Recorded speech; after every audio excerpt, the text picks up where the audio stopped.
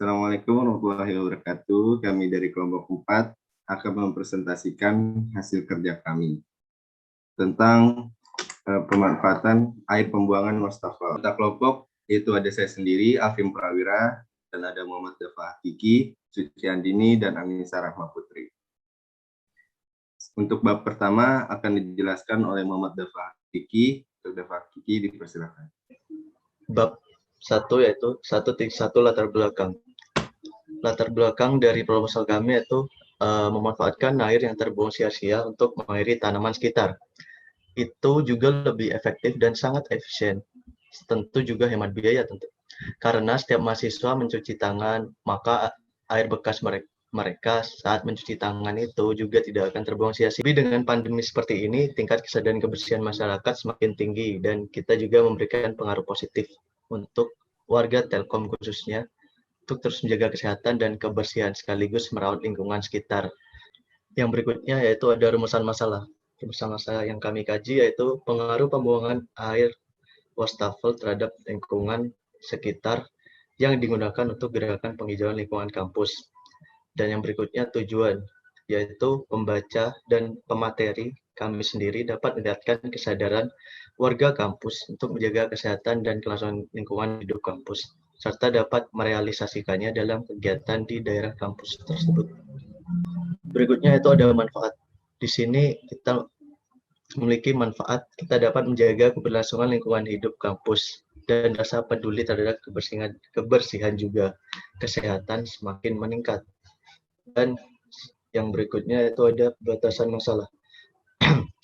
Pengaruh air pembuangan wastafel terhadap keberlangsungan hidup lingkungan sekitar dan kesadaran warga kampus terhadap kesehatan juga, kebersihan diri sendiri serta lingkungan. Berikutnya yaitu bab 2, analisis desain green matrix. Jadi wastafel ini terbuat dari beton yang didesain sedemikian rupa yang nantinya memiliki saluran yang memungkinkan air digunakan saat mencuci tangan ini juga sebagai air irigasi terhadap tanaman sekitar. Dibuat dengan model cekungan tunggal atau ganda, dan wastafel ini dirancang sehingga tanaman tidak akan menyerap sabun. Ada pembuangan utama di bagian bawah cekungan untuk membuang kotoran sabun, sehingga tersisa air pembuangan yang tidak beracun bagi tanaman sekitar. Dengan pernyataan di atas, tentu kami sambung dengan siklus air. Jumlah air di bumi itu tetap. Air hanya berubah bentuk dan melalui perputaran yang disebut siklus air. Siklus air adalah proses alami yang berkelanjutan di alam. Dari siklus tersebut terdapat air bersih yang bisa dimanfaatkan dan aman untuk konsumsi makhluk hidup. Air bersih adalah air yang biasanya dimanfaatkan untuk minum, memasak, mencuci, dan irigasi pada tanaman. Next. Selanjutnya bagian 2.2 akan disampaikan oleh rekan saya, Suci Andi.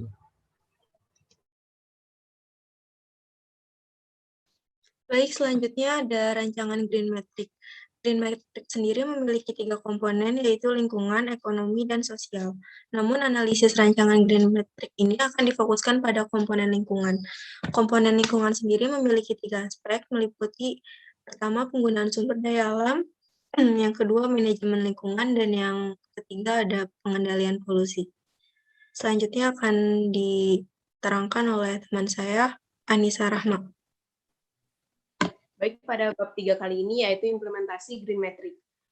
3.1 adalah Green Matrix indikator. Ada beberapa indikator yang kami gunakan untuk merealisasikan tujuan pada proposal ini. Yang pertama ialah pemanfaatan air limbah wastafel bagi lingkungan di sekitar kampus.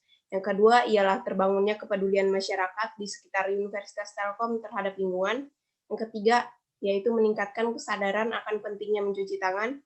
Kemudian adanya kontribusi mahasiswa dalam penghijauan kampus. Subbab 3.2 akan disampaikan oleh teman saya, Alvin Prawira. Untuk 3.2 yaitu rencana implementasi dan pencapaian indikator. Kami menyajikan 3 rencana atau rancangan untuk mencapai indikator yang telah ditentukan. Yang pertama itu kita menyajikan sosialisasi gerakan hemat air kepada warga kampus, seperti selalu menutup keran air jika sudah dipakai, menggunakan air secukupnya, dan sebagainya. Sosialisasi ini bisa dilakukan dengan cara memasang spanduk yang berisi langkah-langkah penghematan air. Yang kedua, pembuatan sumur resapan air di area kampus. Sumur resapan ini meresap air dari sisa penggunaan wastafel dan juga air hujan. Pada daerah resapan akan ditanamkan berbagai tumbuhan untuk pemanfaatan air yang diserap. Untuk yang ketiga, membuat wastafel dengan air yang aman untuk diminum. Dengan rencana ini dapat mengurangi penggunaan botol sekali pakai. Untuk selanjutnya akan dibacakan oleh Anissa Rahma. Selanjutnya ialah bab 4, yaitu simpulan dan saran. Simpulannya ialah pemanfaatan air atau reuse air pembuangan wastafel untuk disalurkan ke tanaman sekitar pembuangan wastafel. Ini bertujuan untuk menyeimbangkan manfaat air buangan dengan keberlangsungan tanaman sekitar. Dengan adanya inovasi ini, kami berharap dapat memberikan manfaat melalui 3 aspek, yaitu kesehatan, kebersihan, dan keberlangsungan lingkungan. Kemudian saran, inovasi ini dapat dilakukan dan perlu diketahui bahwa kesadaran masyarakat untuk kesehatan sangatlah penting. Seharusnya dengan adanya inovasi ini, kita semua bisa menciptakan kebersihan dan kesehatan dalam satu kegiatan saja, yaitu mencuci tangan. Itu juga berdampak langsung pada lingkungan hidup sekitar. Sekian dari kelompok kami, kurang lebihnya mohon maaf. Assalamualaikum warahmatullahi wabarakatuh.